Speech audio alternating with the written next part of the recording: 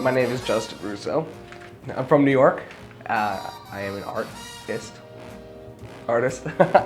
I'm a sophomore at NYU, and I'm a cinema studies minor also.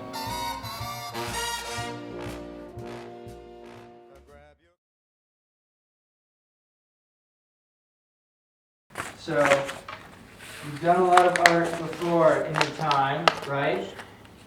Yes. Right. Now you're getting paid to do some art. And how do you feel now that you're getting paid to do art? It sucks. I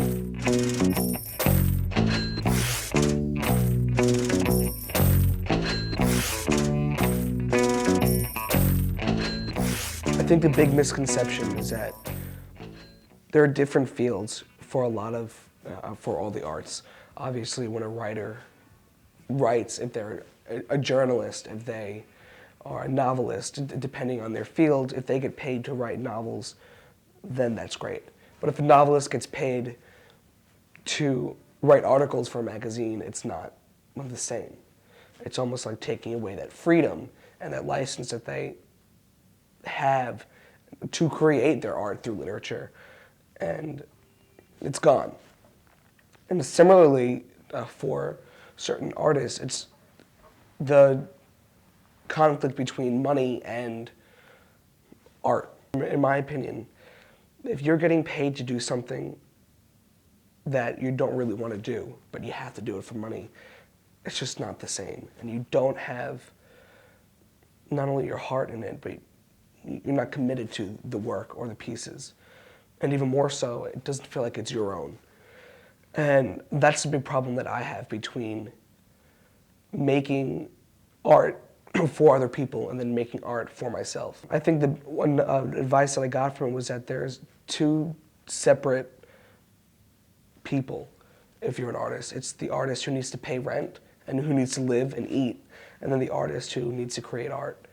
It's a big conflict as to whether you want to do something like that or whether you want to be, I guess, quote unquote, a painter or an artist and live the bohemian lifestyle. Oh wait, can you hold on real quick? Yeah, I'll show some illustrations, show the difference.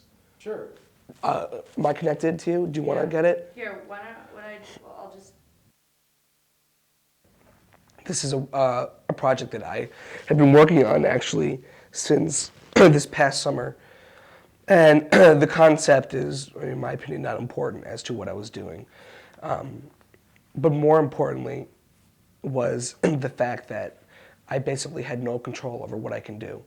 And granted, no matter what career you have, no matter what job you do, you're going to lose control over something because you're working for someone and someone else's mind.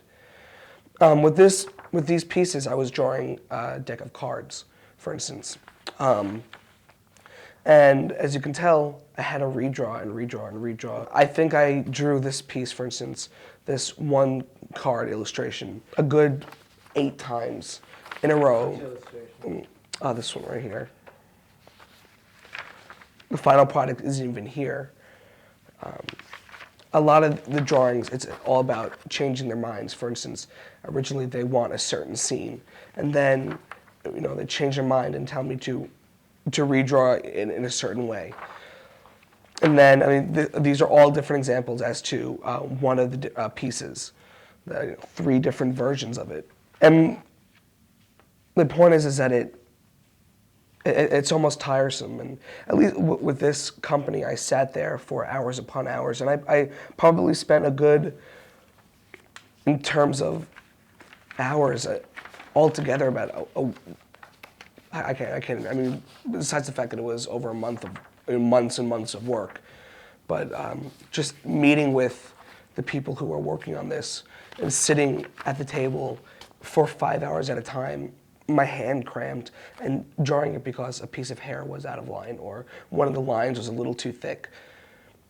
It's frustrating, and it almost kills you a little bit because you're trying to use your craft, and sometimes you know what's better for the piece, and yet it doesn't make a difference because you just don't have a say. Compared to when I do illustrations for myself, I can do nothing more than just put my heart into it.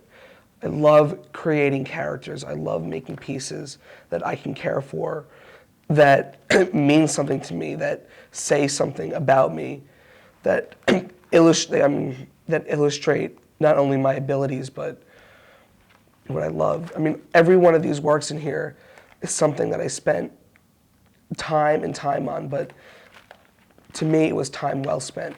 And granted, I'm not going to be paid for them. I'm not going to do anything with them for the most part, but it's mine, and that's the most important thing. I don't think people get the same impression from my artwork and then the artwork I get paid for. Most obviously because it's not my idea. It's not my work. I mean, if I'm doing an illustration of a movie, let's say, or a show, granted the characters aren't my creations, but how I project them, how I depict them, how I formulate the whole piece is mine. As for this, it's coming from someone else's idea. It's taking what someone else says and putting it down onto a piece of paper.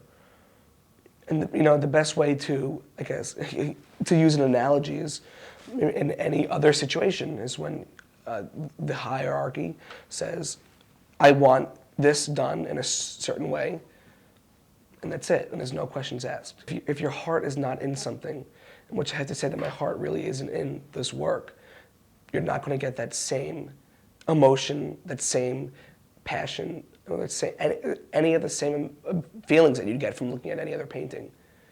I want to be known for creating, not be known for being part of something else. And I think that's ultimately what people forget about not only the art world, but any of the art fields, that there are people out there who do things just to do them. And there are people out there who do things in order to inspire others.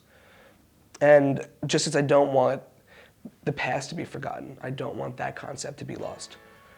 And I fear that the way things are going and the way things, you know, the trends that have been set in the past, there's a pretty big chance of that happening. And hopefully I can do something to not let it